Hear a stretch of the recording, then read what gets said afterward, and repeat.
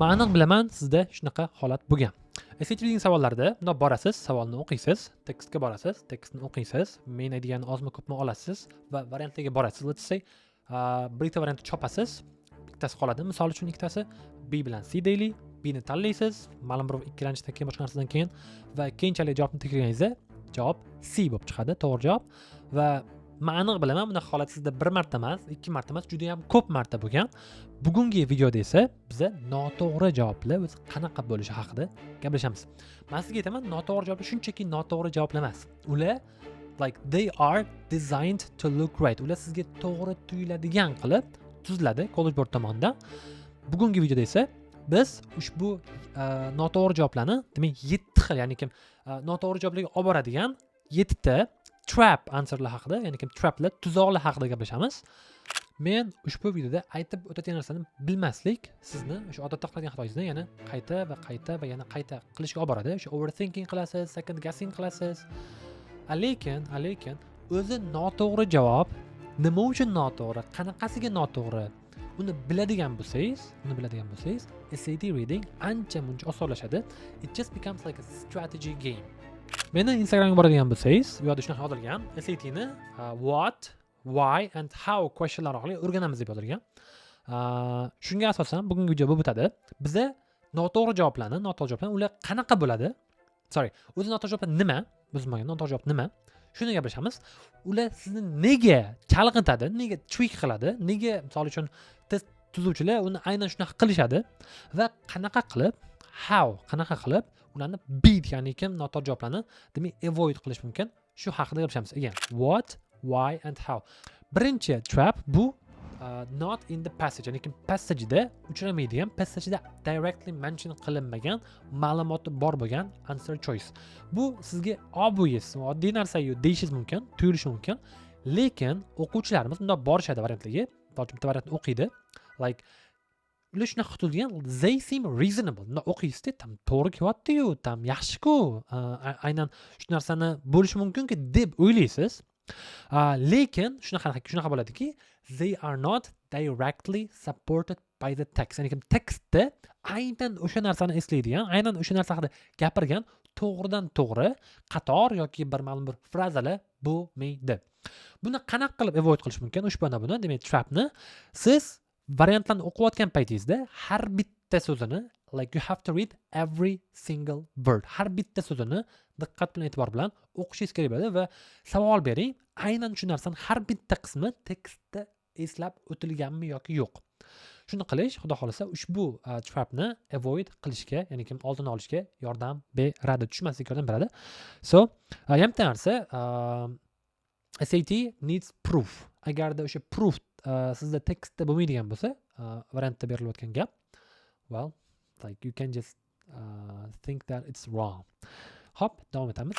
Ikkinchisi, o'sha wrong answer type'larning, sochi trap'larning, bu too specific bo'ladigan, demak, variantlar, javoblar, optionlar. Bundoq qaraysizda, bundoq o'qiysiz o'sha gapni, u tekstda bor. Bu birinchi undan farq qiladi. U o'qiydigan javobingiz tekstda aynan berilgan. Lekin siz qanaqadir detalga asoslanib, tekstdagi detalga asoslanib, siz umumiy main ideani gapirayotgan bo'lsangiz, bu xato. Tabiiyki, bu juda ham xato. Bu odatda aytganimdek, SAT beginnerlarda, oldingi videomizda aytib o'tgan, SAT beginnerlarda bo'lib turgan xato. Siz shuni qiladigan bo'lsangiz, buni qanaqa qilib oldini olish haqida gaplashamiz. Bundoq qarang. Misol uchun savolni o'qidingiz, variantlarga qarayapsiz, yana let's say variant aynan o'sha savolga javob beryaptimi, aynan umumiy main idea haqida gapiryaptimi. So you have to check that. Yaqinda bitta o'quvchimiz bilan gaplashganda xuddi shunga o'xshagan vaziyat bo'ldi. Bundoq bitta savolda xato qilganlar. Men so'rayman, nega xato qildingiz bunda? Nega noto'g'ri javobni tanlagandingiz? O'zi tekstdagi main ideada nimani tushungandingiz? Adashmasam bu main purpose question edi yoki o'sha central ideaga alohida question edi. Demak, men so'rayapman, nimaga bu javobni tanladingiz? Deb bundoq qarayaptilar, aniq javob yo'q. Keyin so'rayapman, o'zi tekstdagi main idea nima edi? Nima deb tushundingiz desam, tekstni qaytadan aytib beryaptilar. Misol uchun, boshidan o'qib qayta aytib. Unaqa you don't have to recount. Ya'ni main idea so'ralganda siz to'liq tekstni o'qib berishingiz kerak emas. Sizda aynan bir ikki qator tekst nima haqida gapiryapti, Shuni tushunganingizni g'oyasi bo'lishi kerak. Like you have to see the big picture. If you are not seeing the big picture, mana bu too specific bo'ladigan answer choice'larni tanlashingiz ehtimoli oshadi. Shuning uchun tekstga umumiy qarang. Tekst umuman olganda nima haqida gapiryapti. Shuni bilib olganingizdan keyin, aniq tushunib olganingizdan keyin, ushbu savolda demak muammongiz bo'lmaydi. Endi ham bitta buni nima qilishni, avoid qilishning yo'li bor. Bu vaqt oladi. Har doim ham ishlamaydi. Men misol uchun o'zim qilmayman. Lekin yordam berishi mumkin. Bu bilasizlar, Bluebookda shunaqa variant bor. Ya'ni kim shunaqa qilsa bo'ladi. Shunda highlight qilib tekstni o'zini, demak pastga siz tushungan main ideyani yozib qo'yishingiz mumkin. Bunda o'sha boyagi main ideyaga qaraysiz-da, keyin answer cho'chani tanlaysiz. Endi bunda ham endi tabiiyki muhim joy bor. Main ideyani to'g'ri tushungan bo'lishingiz kerak. Uchinchisi, endi bu ko'pincha cross text connections, ya'ni kim text 1, text 2, paper based ana bo'ladi, period passages deyilardi. O'shalarda bo'lib turadi bu narsa. Bu nima deymiz? Bundoq qaraysiz, text 1 ni o'qidingiz, text 2 ni o'qidingiz. Variantga boryapsiz. Bitta variant bor. Text 1 dagi va text 2 dagi berilgan g'oyalarni yoki berilgan fikrlarni beryapti. Bundoq qaraysiz, to'g'ri-ku deysiz. Lekin bu tuzoq nima deydigan bo'lsangiz, bu opposite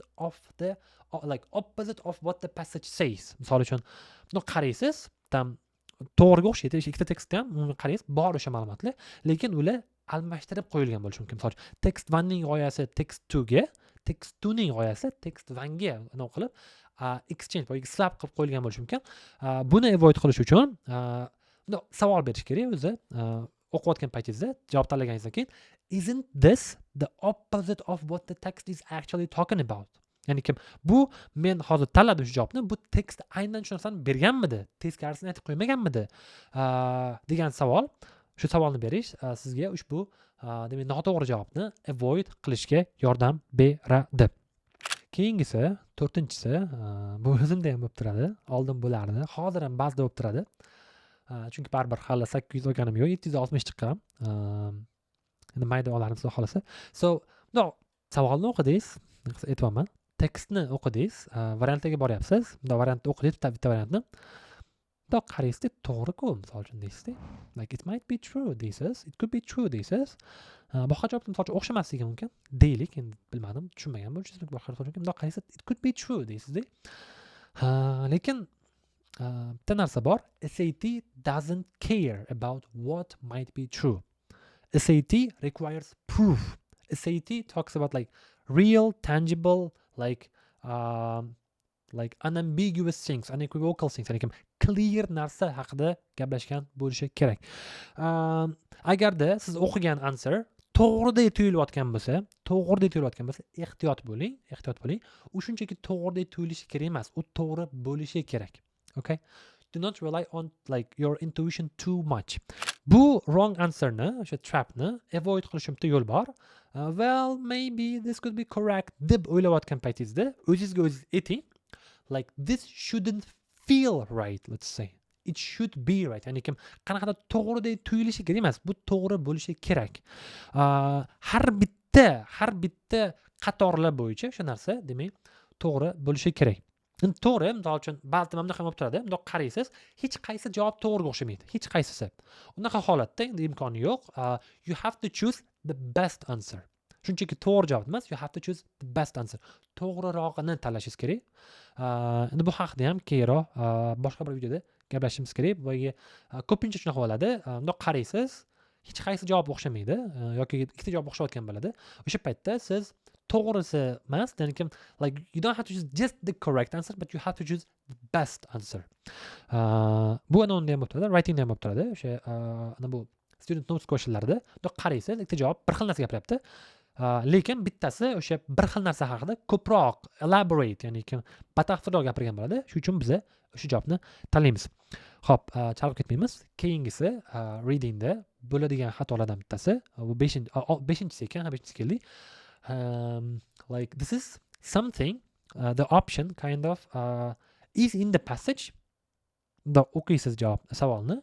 It is in the passage. Passage'da bor. Aynan passage o'sha haqida gapiryapti. Lekin savol sizdan boshqa narsani so'rayapti. Men buni belgilaganman kompyuterda. In the passage but not answering the question. Like it is correct according to the text. It is correct option. Like in terms of the text generally, let's say. But it's not answering the question. It's answering to the wrong question actually. Yo'da sizdan so'ralmagan savolga javob beryapti. Shuning uchun bu savollar mana shunaqa nima bo'ladi? Savolni o'qib olish ham, ya'ni qaytadan o'qib olish ham yordam beradi. Qanaqa deydigan bo'lsangiz, endi shu ko'pincha qanaqa qilinadi? Reading savollari, savol o'qiladi, tekstga boriladi, tekst o'qiladi va keyin answerlarga keladi. Boyagi A optionga, B optionga, C optionga, D optionga qarab o'qib tanlanadi. Siz chetga bitta jarayon qo'shing, savolni o'qiysiz, tekstni o'qiysiz. Endi variantlarga borishdan oldin savolni bitta qaytarib olasiz. Shunchaki aynan mana shu tuzoqqa tushmaslik uchun. Shunchaki bir marta savolni shundoq qarab olish, shundoq ko'rib olish, let's say, like it might help a lot. 6-si bu too extreme bo'lgan wrong answer choice'lar. Too extreme nima deydigan bo'lsangiz, tekstni o'qiysiz.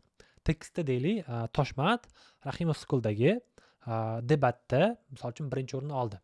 Yoki Toshmatning komandasi. Bunda borasiz, ana bunga demak, variantlarga bitta variant yozib qo'yibdi. Toshmat Rahimov School'dagi eng yaxshi o'quvchi edi. Mana shunaqa joylarda ehtiyot bo'lish kerak. The most, totally, entirely, the least yoki umuman, never, ever degan so'zlar answerda kelayotgan bo'lsa, ehtiyot bo'ling. Rostdan tekstda aynan o'sha narsani aytyaptimi yoki yo'qmi? You have to be careful there. Chunki extreme'ga boradigan javoblar odatda xato bo'ladi. Endi har doim demayapman, har doim emas, odatda xato bo'ladi. Misol uchun, nimadir the most something deydigan bo'lsa, men ishlagan testda ko'pincha o'sha xato bo'lib chiqqan. Endi bu har doim xato bo'ladi degani emas. Bunga ham ishonib qolib, bunda the mostni ko'rsangiz, shunchaki noto'g'ri ekan bu deb olib ketmang, o'qish kerak baribir ham. Men sizni ogohlantiryapman. O'sha paytlarda ehtiyot bo'lish kerakligi haqida. So, yeah. Hamma narsa o'sha most SAT correct answers are moderate, they are cautious, let's say, and they are supported from the text. If it sounds like something really big, like over exaggerated, so usually it's just wrong. Shunchaki xato. Hop, endi keyingisiga o'tamiz. Ya'ni oxirgisi bu half right questions. Half right actually options. Buni o'qiysiz, boshini tam to'g'riga o'xshaydi. Lekin oxirgacha o'qiydigan bo'lsangiz har bitta so'zini keyin bilib olasiz. No, like this is talking. Sorry for my French. Well, yeah, like you just read that and it just feels bad. Like oxirgacha o'qiydigan bo'lsangiz, it just feels wrong. Shuning uchun esingizda tursin, bu ko'p gapirmayman. Half right answerlar, traplar ko'p bo'lib turadi CT'da. Bitta wrong tekstda berilmagan narsani eslatyaptimi javob? Like usual, like probably it's wrong. Like the whole answer, the whole option must match with the text. Men ushbu videoda ushbu 7 ta demak trap answer choice haqida gapirib o'tdim. Umumiy qanaqa bo'lishi haqida, lekin shularni ishlab, misol uchun reading savollarida ko'rsatib sizga bir video walk through deydi nimanda SAT nima qiladigan bo'lsangiz videolarda shu video walk through, ya'ni kim videosi kerak bo'lsa, misol uchun birorta passageni tanlab olib, module 1 yoki katta ehtimol module 2 ni o'sha javoblarni misol uchun variantlarni ko'rsatib, qaysi biri misol uchun not in the passage, qaysi biri half right answer, shuni ko'rsatib beradigan bir video tayyorlashni xohlasangiz, izohlarga agarda xohlasangiz ekan, like if you want that, bu ko'proq o'rgatilgan hozirgi ko'proq theoretical bo'lgan narsani, nazariy bo'lgan narsani amaliyotda qo'llaniladigan varianti bo'ladi. Shuni misol uchun agarda xohlaydigan bo'lsangiz, izohlarga inversion mana hozir yozib ham chiqadi. Inversion deb yozib qoldiring. Xudo xohlasa, agar yetarlicha komment bo'ladigan bo'lsa, biz u haqida ham video qilamiz. Va ushbu videoni ko'rish sizni ma'lum bir tomonlarda SAT ga bo'lgan yondashuvingizni qaytadan o'ylab olishga, qaytadan bir konsider qilib olishga bir undagan bo'lsa, demak, va yordam bergan bo'lsa, videoga like bosing. Chunki tabiiyki bu nimaga chiqishga yordam beradi, topga chiqishga yordam beradi, YouTube recommendationga chiqaradi, let's say. Va o'rtoqlaringizga ham ushbu video foydali bo'ladi deb o'ylasangiz, shu SATdan qiynalayotgan, ushbu videoni tashlab qo'ying. Ular oladigan foyda, demak, nima bo'lsa, oxirida sizga ham qaysiroqda foyda berishi mumkin, like at the end of the day. So, thank you for watching until the end. Buni ko'rgandan keyin, xudo xohlasa, sizni reading, demak, to'g'ri javoblaringiz keskin oshadi degan umiddaman. So let's get that 700 plus from English section. So yeah, thank you again. So peace guys.